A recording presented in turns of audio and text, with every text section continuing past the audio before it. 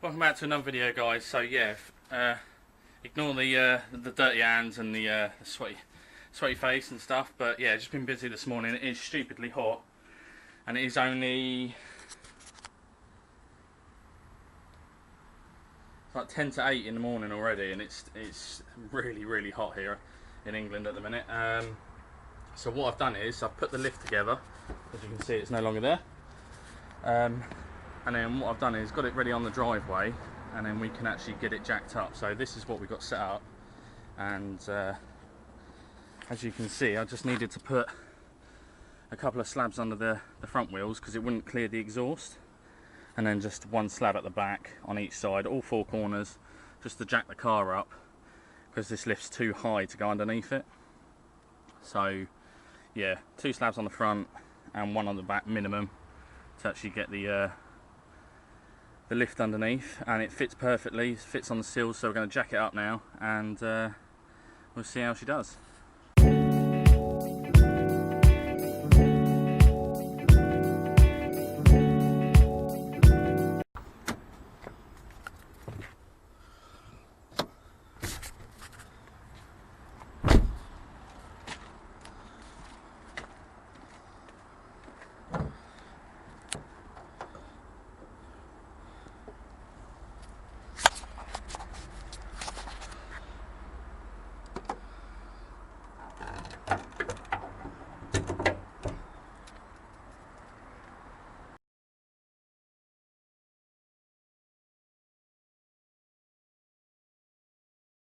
Right, so now we've got those plastic trims off up there, we basically just need to go underneath the car, and then we got, I think it's one bolt there and one bolt there, and then I believe it's probably those torque bits that are here that have got come off the inner wings, and that's the same on both sides. So it's about 4 bolts under here by the looks of it. The front's quite loose, and then hopefully, I think that's about it. There's not much else.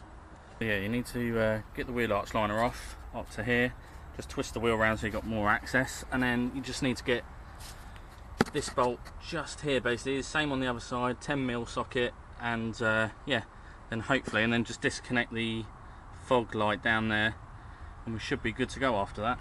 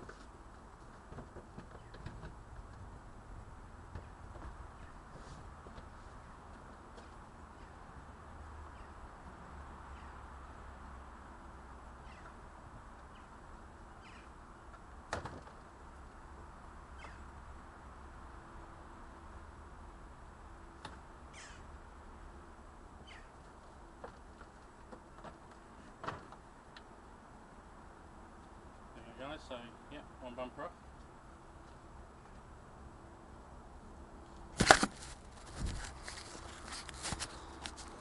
And that's how you remove a front bumper on a Clio RS200. So yeah, not too bad. A little bit fiddly with the mounts in here where they get a bit cruddy, but other than that, not too bad. This one I was being a bit of an idiot through, and I was actually trying to tighten it, so it's buckled the mount a bit, but I'll just put a washer on it, that'll be alright. Yeah, so that's what we're getting to, guys. That's what we want, the condenser, that part there. We got the refuel taps just over there, but obviously we need to do the headlight bulbs as well, so that's why I wanted to take the bumper off. Apparently you can do this with the headlights on, but it takes a few hours and you cut your arms up like really bad, so I didn't really fancy doing that a second time. So yeah, we're going to put this bumper somewhere safe, and then we're going to get the headlights off. Okay guys, so yeah, we've got the condenser here. That's just this part that we need to replace. So we've got one fit in there and one fit in there. Obviously I've taken those off. We had another one here, but that's actually sheared off completely. We had that bit of plastic trim that's just there, that was covering all of this here, and then all I've done is I've taken with an M10 socket, take this one out, and then I took that one out, and then I'm just trying to wiggle this fitting off here. We've got the new one here, so luckily it all looks exactly the same, so that's all good. This one's definitely seen better days. Nearly all the fins have gone and isn't looking great, so I'm hoping this is our fixed for the leak. I've got all new seals as well that will hopefully all these O-rings, so they will be replaced, and then we'll give it a go trying to refit it basically. So it's getting there. It's nice and hot today, so can't complain about the weather, but it'd be nice to have this air conditioning back in the car. So yeah, so I'm going to crack on with this, get the condenser out, and then, like I say, get the headlights off as well, and we'll do all that in one job. And then if I've got time as well, putting it all back together, I might be able to do the gearbox oil as well. But for today, like I say, this is the main job, getting the headlights done and the condenser as well. So yeah, fingers crossed, should go all well. So a bit of an update. What I've done is, like I say, I've managed to get the condenser off, and what I've done is taken the original fitting for the sensor for the air climate control off the old one, and then just put the new fitting into the new condenser with the new seals. And then I've got obviously a handful of seals here, so what I'm going to do is I'm going to take off the fittings off the compressor that's just here, and then we'll change the O-rings on that as well, just to make sure there's no leaks coming from this side after we've done all this work. And yeah, then we should be ready to refit it all. So that's the old one, and then that's the old seals there. It's a bit hard to tell if that seal's no good, but it's just worth obviously replacing it just to be safe, guys. So that's why I wanted to change the seals. You can see there, that is pretty crusty. So yeah, that's why we're changing these. So I've got the first one off, and then I've just got to pull the second one off. Alright, there we go, guys. So that line's all done, that's got all new seals on. And then this one here, you can see is really crusty as well. So we're going to replace the seals on that with some brand new ones. There we go, guys. So yeah, we've got the new condenser all in. It's all plumbed in and everything. So we've got it fitting there, and I've just had to put a cable tie on this one here because of that mount snapping. So that's all we could do with that. And yeah, I'm going to give this a test before I actually obviously put it all back together and see if it's actually done the job. Right, guys, so yeah, we're just refilling the AC system now. I'm just doing some diagnostics on it to make sure there's no leaks. But basically what it's asked me to do is I've had to use the dispensing hose and then attach it to this connector here. Then we've had to turn the engine on, and we've had to turn the AC on full power as well, and just leave it for 3 minutes, it says, and you should hear the compressor kicking in and so forth. So what we're going to do is check this, and then right, so we've got to remove coupler from port with engine switched off. Okay, guys, so I've been working on this for a while now, and I topped up the AC, and from what I could see, the compressor I don't think is kicking in, and there's absolutely no cool air going into the cabin. But when I actually had the hose connector with the gauge on the connection port just here, so this one here, it was actually showing that it was full, and it was and then after about a minute or so it was slowly creeping down. So I don't know if there's probably a leak in the system, even though I've changed the seals and things like that. The only thing I saw was there was a bit of damage to one of the connectors, or the AC compressor as well was not working. So I'm going to have to revisit this another day, but I've buttoned the rest of it all up for now. So we've got a new condenser in, and we know that's good. The only thing I might do is get another one of these hoses here, because like I say, the connection port on this one here is, I don't think, very good. It might be possibly this one that's leaking. Someone's had been a bit crazy with like a tool at some point and damaged the actual the end of it, so I'm guessing that's not sealing properly. And then, like I say, I don't think the compressor's fully working, so I'll probably get one of them just as preventative maintenance anyway, so that when I come to do it I can eliminate that problem altogether. But like I say, I'll get another line for that. I'm going to get a whole box of new seals and try them again, and yeah, and try it again basically at a future date. But like I say, the other task we want to do was get the headlights done. So I've done this headlight already. It was a case of replacing this bolt here, removing this bolt here, removing this bolt here, and then removing this bolt just there. So it still doesn't want to quite come out when you go to use it, but you just sort of wiggle it out and it comes out. And then I'm doing the other one just now.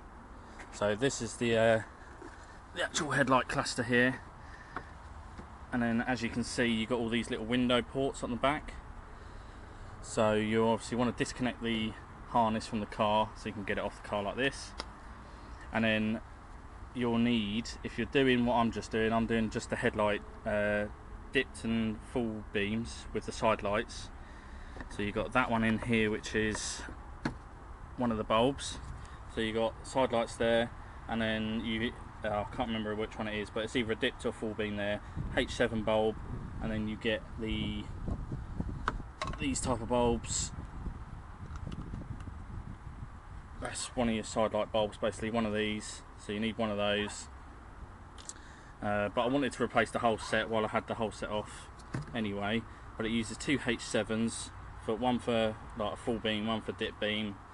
Which way round I don't know, but yeah, I still need to do this one. I've done that one, so we just come in here like this, and then it's got two little prong connectors on the end, so you probably need like a little screwdriver. Just push it in at the end. It's a bit difficult doing this one-handed, but there you go. And then that'll let the bulb get free. So you take the bulb out. One of these is blown, can't remember which one it is. So that's my old set there, and I've got new sets here. And then we're just going to put some, for anyone that wants to know, this is the bulb I'm putting in. So it's a H7 Philips, just like a white xenon effect bulb. So should be nice and bright as well, and I've got some spare side light bulbs in here now as well. So we'll just put that back in.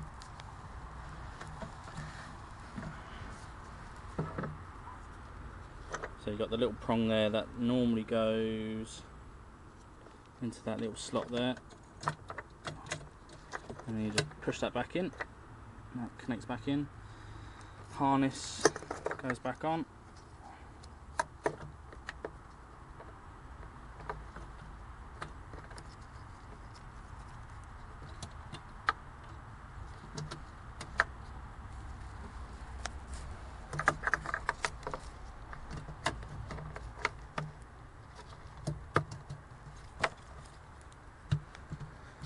So that's the harness back on.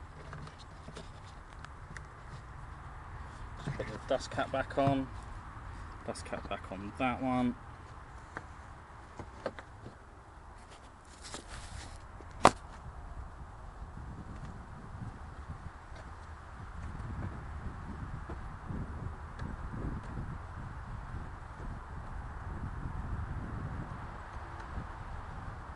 You've got the wiper, you've got the bulb motors just there. Just need to connect that, and we've got the main harness one just there. That's connected.